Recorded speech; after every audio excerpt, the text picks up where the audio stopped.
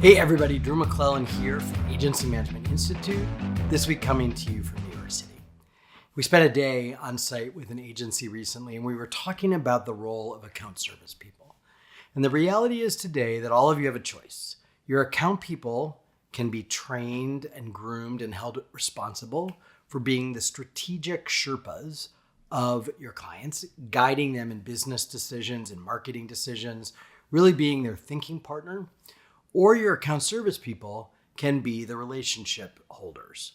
And it's not that they can't do a little bit of both, but you have to decide where you're going to lean in with your training, with your recruitment, with who you keep, how you groom and grow your account service team, because somebody who's a strategic business partner is very different than someone who is just taking the order, making sure the work gets done on time, and building a relationship with the client. And if you're going to have your account people not be responsible for strategy, and you're going to have a separate strategy department, understand the obligation of that department. Your clients, what they're buying from us is our thinking, our insights, our ability to see them differently than they see themselves, because we are that inside outsider, right? We have enough inside information to have good perspective, but we are not inside the bottle trying to read the label from the outside.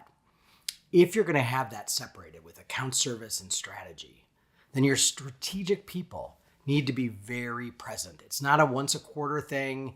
It's not a, annual planning thing.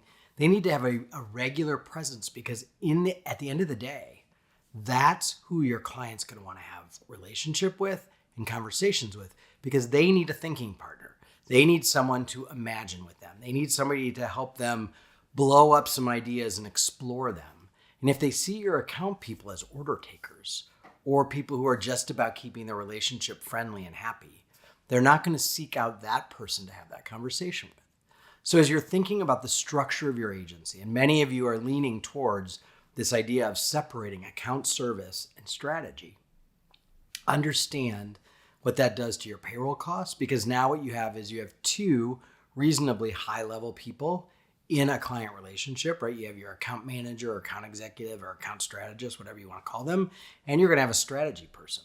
And so those folks have to be able to, A, they have to be able to dance well together so they don't step on each other's toes.